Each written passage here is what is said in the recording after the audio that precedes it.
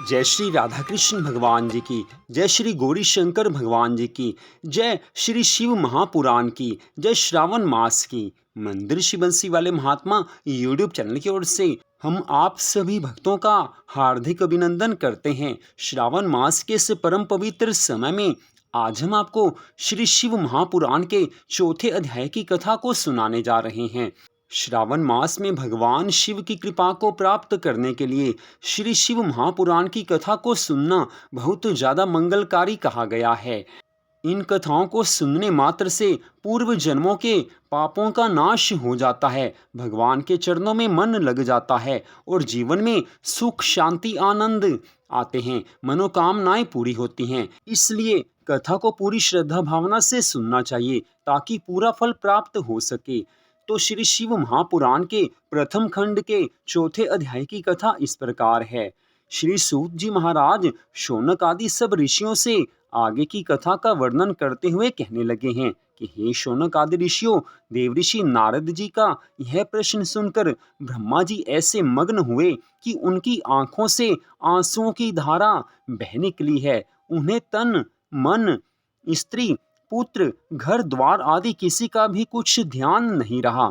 बहुत देर बाद जब वे प्रकृतिस्थ हुए तब शिव शिव कहते हुए भगवान शिव जी का ध्यान करते हुए मुस्कुराकर कहने लगे हैं कि हे नारद, तुम्हें बहुत बहुत धन्यवाद है। तुमने मेरे संपूर्ण कुल को मुक्त कर दिया है, क्योंकि तुम्हारे हृदय में भगवान सदाशिव की भक्ति उत्पन्न हुई है।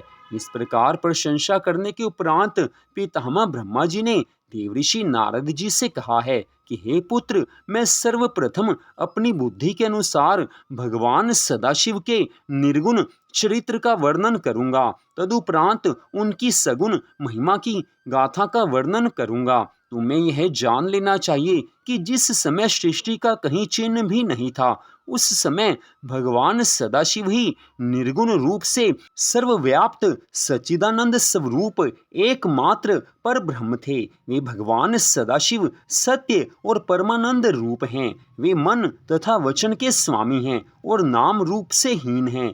वे किसी के वशीभूत ना तो देखने में आते हैं और ना कोई उनका आदि अंत ही जान सकता है।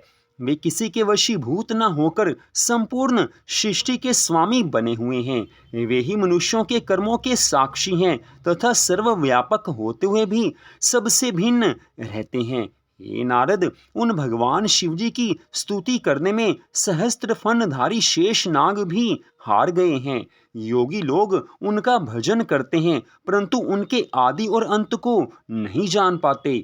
वे निर्गुण स्वरूप वाले प्रभु बिना कान के ही सब कुछ सुन सकते हैं, बिना आंख के ही सब कुछ देख सकते हैं, बिना नाक के संपूर्ण सुगंधियों को सूंघ लेते हैं, बिना मुख के ही संपूर्ण पदार्थों का भोजन करते हैं, बिना जीवा के संपूर्ण विद्या को पढ़ते हैं। जिन स्वामी की ऐसी परम विचित्र महिमा है, उनकी स्तुति भला किस प्रकार की जा सकती है। हे नारद, ऐसे निर्गुण स्वरूप भगवान सदाशिव ने जब अपने मन में यह इच्छा की कि हम एक से अनेक हो जाएं, उस समय वे सगुण रूप हो गए। उनके निर्गुण और सगुण रूप में कोई अंतर नहीं है। उन्होंने विष्णु और ब्रह्मा को उत्पन्न किया है एवं वे ही संपूर्ण प्राणियों में प्रतिष्ठित विराट स्वरूप हैं। उनके सहस्त्रों नाम हैं, जिनमें शिव, शंकर, हर, नाथ, महेश, परमदेव, वामदेव, जगदीश्वर, परमेश्वर, परमात्मा, ब्रह्मा, गिरीश, शंभु, सदाशिव, अनीश, विबुध, पार्वतीपति, वक्री, त्रिशूल पानी, ईश्वर, सुखदाता, अनादि, अनंत, सर्व आदि संसार में अधिक प्रसिद्ध हैं। वे भगवान सदाशिव ब्रह्मा और विष्णु द्वारा मान प्राप्त करते हैं। संपूर्ण सृष्टि को उत्पन्न करने वाले तथा भक्तों को आनंद प्राप्त करवाने वाले को भगवान उमापति ही सूर्य, चंद्रमा आदि सहस्त्रों गुणों से भरी हुई संपूर्ण सृष्टि और ब्रह्मा, विष्णु तथा रुद्र के उत्पन्न करता है। इस प्रकार भगवान सदाशिव अपने सहस्त्रों नामों से संपूर्ण लोकों में प्रसिद्ध हैं। हे नारद, अब तुम उन त्रिशूल पानी भगवान शिव के उस सगुण स्वरूप का वर्णन सुनो, जिसका स्मरण करने मात्र से ही संपूर्ण पाप नष्ट हो जाते हैं। अपने सगुण स्वरूप में वे भगवान सदाशिव अपने मस्तक पर जटाजूट और गंगा जी को धारण किए हुए हैं। उनके भाल पर चंद्रमा की कला और धनुषाकार त्रिपुंड विराजमान हैं। वे कानों में कुंडल पहने हुए हैं और सूर्य, चंद्रमा तथा अग्नि के समान 3 लाल नेत्रों को धारण किए हैं तथा उनका प्रभातकालीन सूर्य के समान पहला मुख पूर्व दिशा की ओर रहता है और उनका दूसरा मुख दक्षिण दिशा की ओर। उनके कंठ में 3 लकीरें हैं। उनके कंठ में विराजित हलाहल की श्यामता भक्तों के मन को अनायास ही हर लेती है। वे अपने गले में मुंडों की माला धारण किए रहते हैं और हाथ में त्रिशूल लिए रहते हैं। उन्हें कोई चतुर्भुज और कोई पंचमुख कहता है। कई ने उन्हें 10 भुजाधारी कहा है। वे अपने उन हाथों में भिन्न भिन्न प्रकार के शस्त्र लिए रहते हैं। उंगलियां भी सुकोमल और अरुण प्रभा युक्त हैं।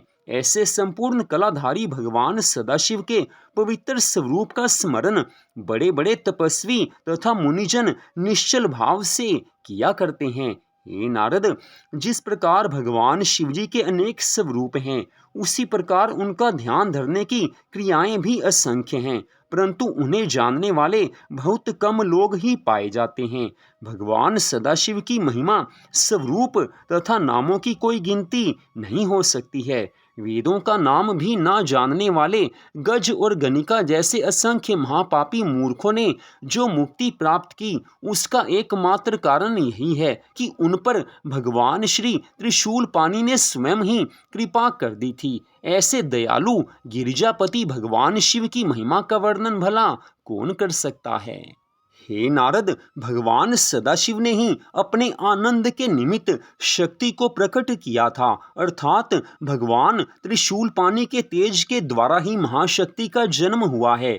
उस महाशक्ति का जो स्वरूप है वह मैं तुम्हें बताता हूँ। वे देवी 16 श्रृंगार किए हुए हैं। उनका शरीर श्याम कमल के समान कोमल है। उनके केश घुंघराले तथा कृष्ण वर्ण के हैं।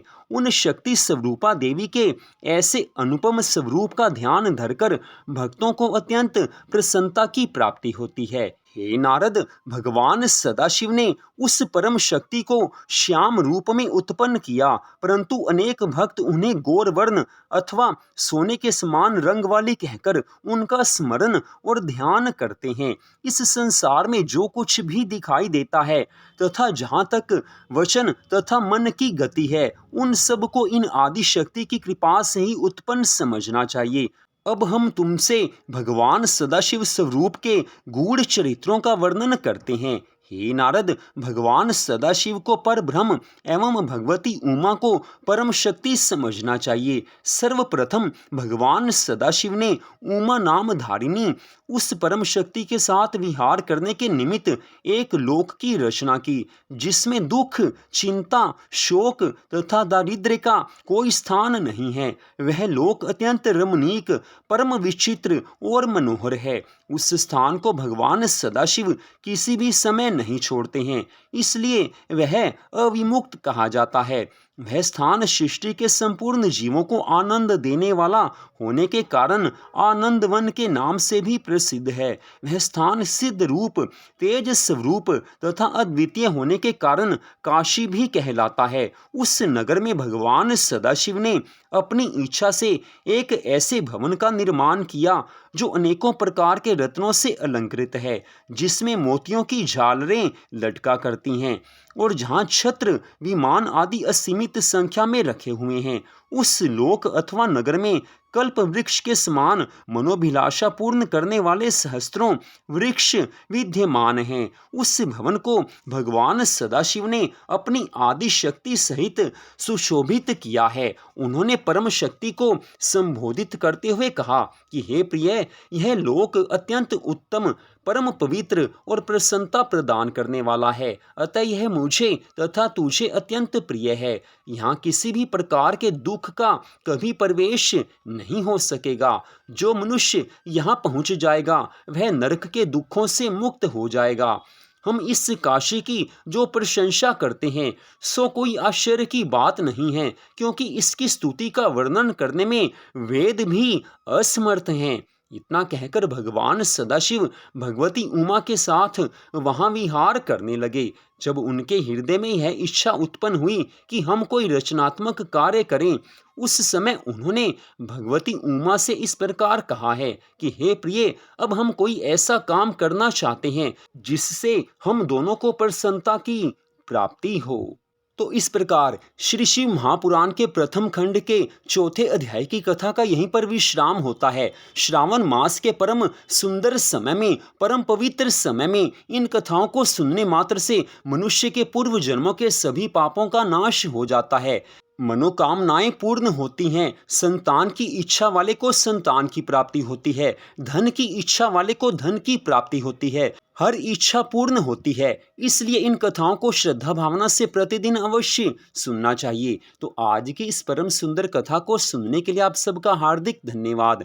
भगवान श्री राधा कृष्ण जी की, भगवान श्री गौरी शंकर जी की, श्रावण मास महत्यम की, श्री शिव महापुराण की अनंत कृपा सदा आप सब पर, आपके परिवार पर बनी रही। इसी मंगल कामना के साथ जय श्री राधा रानी सरकार की, जय श्री कृष्ण भगवान की, जय श्री गौरी शंकर जी भगवान की, जय श्री शिव महापुराण की, जय श्रावण मास की। ओम नमः शिवाय।